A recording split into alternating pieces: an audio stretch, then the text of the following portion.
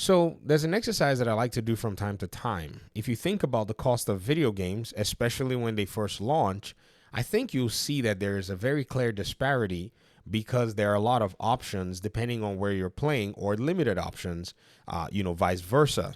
Now, one really interesting thing that you'll see is if you go look at video game costs, and we're talking about digital costs across PlayStation, across Xbox, and compare them with what you find on PC and PC marketplaces, you'll realize that the console manufacturers are charging you a premium when it comes to these particular, titles. So what I did was I basically kind of, simmered it down. I took a few titles just more recently released and I put a price tag to them so that we can look at the comparison when you actually take into account what you're paying across the board.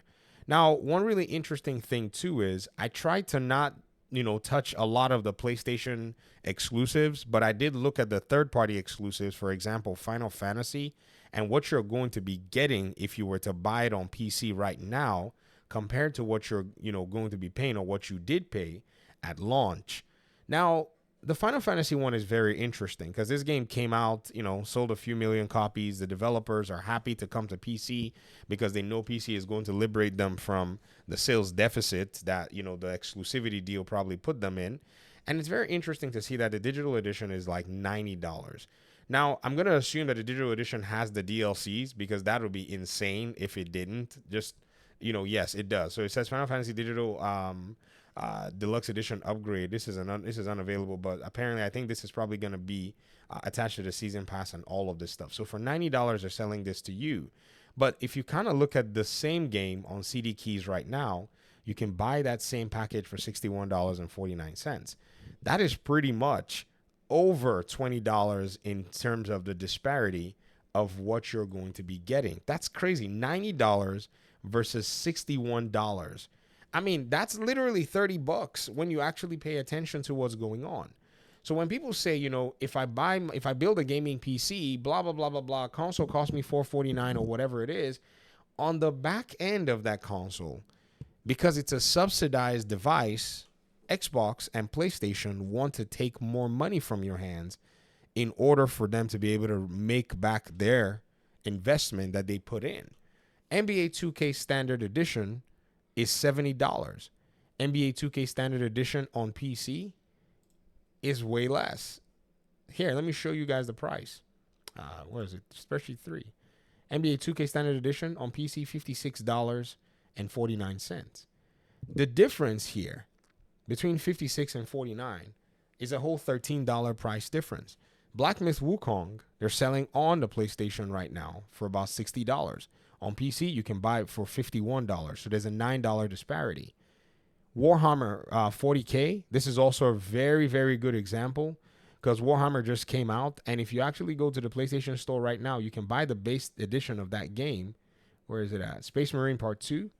You can buy that for $70. On CD keys, you can buy it for $50 at this moment in time. Let's go ahead and let me show you yourself. So we're looking at $10 here, $20 here, $19 here, $15 here.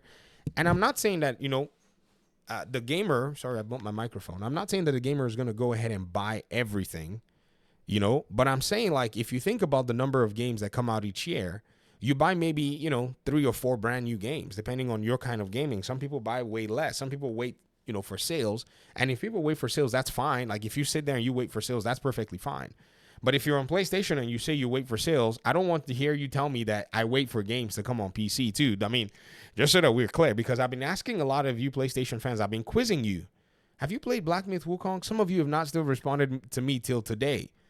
Some of you have not played Wukong yet, and you're bragging about it being on your console. So as much as you may be waiting for it to go on sale, the Xbox player is no different from you because you are not buying the game at launch because the prices are actually high. And I'm not, dogging on you. In fact, I say shout out to you. You're wise for not spending all your money at launch on these games because they're going to eventually decrease, especially during the holiday period. So most of you, these games are 6 months exclusives, 7 month exclusive, and 1 year exclusives at the end of the day. So the conversation about, PC players waiting for games and all that, I think that needs to be put out the window because, again, I'm going to make a separate video to address that because I see a lot of console players, they say stuff like that. Nobody wants to wait for this game and nobody wants to wait for that game. Yeah, right. Because it's apparently many of y'all are really, really waiting. Like you're waiting for the game to get slashed down.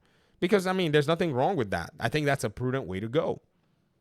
So at the end of the day, when we do this exercise and we keep going and going, say with newer games, and I think that's the best way to go because, again, sales are going on right now. That's another really good thing. So there's a PlayStation sale going on.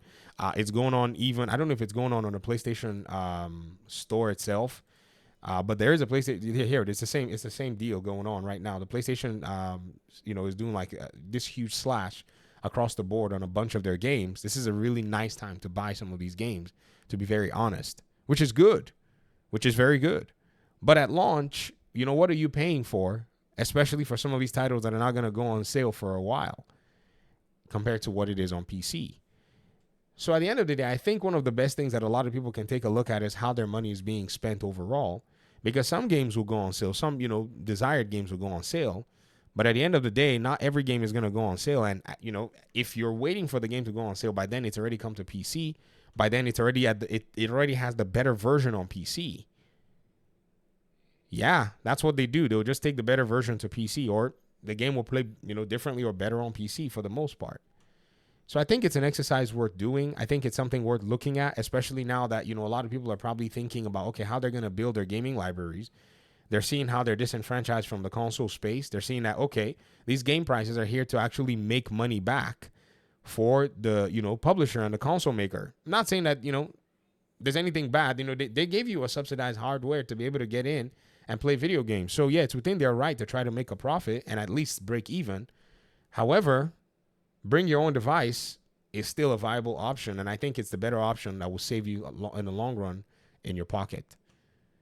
So thanks for watching the video. Let me hear your thoughts in the comment section. What do you guys think?